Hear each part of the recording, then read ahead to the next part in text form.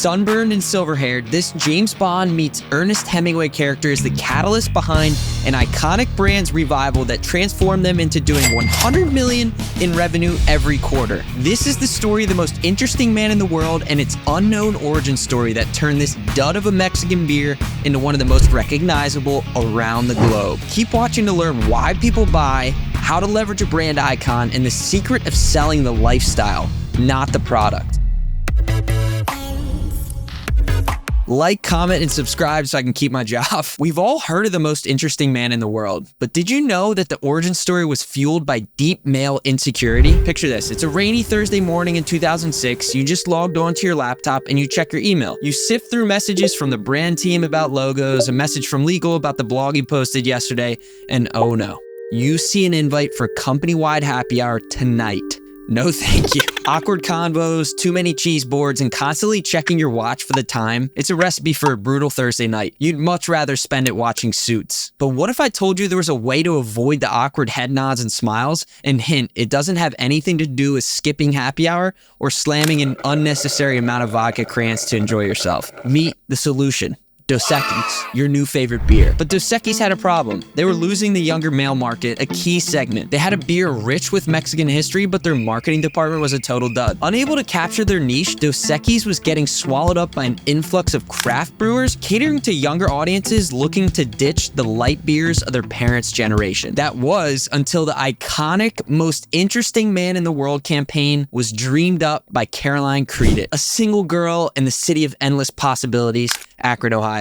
Caroline went on a few dates downtown, and she left each with a glaring observation. Every man Caroline had gone on a date with was boring, insecure, and not up to her standards. With even one of her dates spending hours telling extravagant stories as if they were his own when they obviously weren't, Caroline realized that many young men were insecure, mundane, and craved to feel more interesting than they actually were. Then the light bulbs went off, not literally, and she took her idea to the team at Dos Equis. While their competitors took on a frat dude imagery in their campaigns featuring young men drinking and partying, here's an example. Caroline had the idea to make a refined older gentleman, aka the most interesting man in the world, Dos Equis brand icon. This decision all came down to why people buy. We don't buy because of who we are, we buy because of who we want to become. Caroline's discovery exposed men's underlying psychological need that Dos Equis could lean into, the need to be interesting. Dos Equis' focus on the most interesting man in the world appealed to men's self-conception and served as a model of masculinity. A two-time winner of the Lifetime Achievement Award, mosquitoes refused to bite him out of respect. Consumers want to be like the most interesting man in the world. And the added layer of humorous absurdity amplifies this larger-than-life symbol of masculinity. Now, the most interesting man in the world was a spokesperson just like all other brand mascots, right? Wrong. Dos Equis carefully positioned the most interesting man in the world as a consumer of the product, not a brand cheerleader, making his word carry more weight. Think Tony the Tiger or Flo from Progressive. Both are effective brand icons, but they're also huge cheerleaders. They would never say anything bad about their respective brands, so to an extent, you can't fully expect them to speak the truth, and in turn, their word carries less weight. And here's what I mean. Let me explain. Dos Equis' subtle tagline, "I don't always drink beer, but when I do, I prefer Dos Equis," goes completely against traditional marketing wisdom of making your product sound flawless and positioning it as the only solution. Did the most interesting man in the world really admit he drinks other things than Dos Equis? Yes. Wow, right? Insane.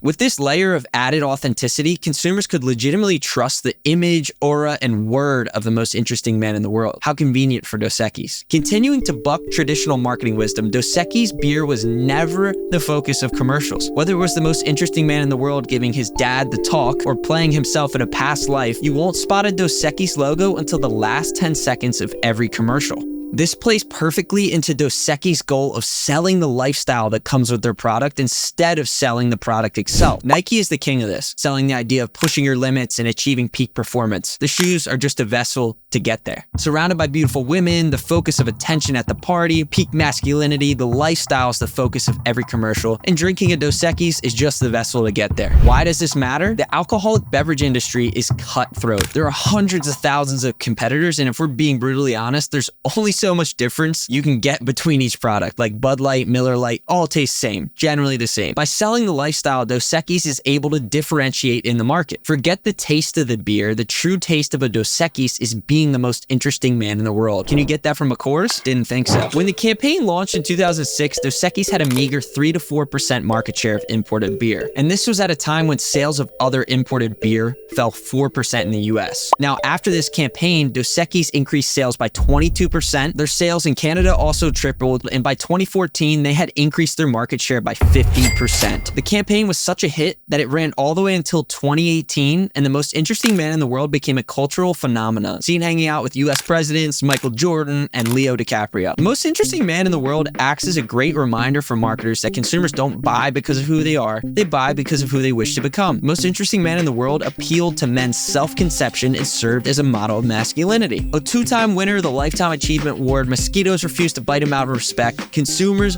want to be like the most interesting man in the world. And the most interesting man in the world serves as a lesson in building a brand icon whose word influences consumption. Tony the Tiger and Flo from Progressive are effective brand mascots, but their impact is limited because they're simply brand cheerleaders. They would never say a bad thing about their companies, so how can you fully trust what they're saying? The subtle tagline, "I don't always drink beer, but when I do, I prefer Dos Equis," shows the audience that yes, the most interesting man in the world drinks other drinks, but if he had his choice, it would be Dos Equis. That carries significantly more weight. Lastly, if you want to differentiate in a crowded market, sell the lifestyle your product or service provides, not just the product or service itself. Just like how Nike sells the idea of pushing your limits and achieving peak performance, the shoes are just the vessel to get there.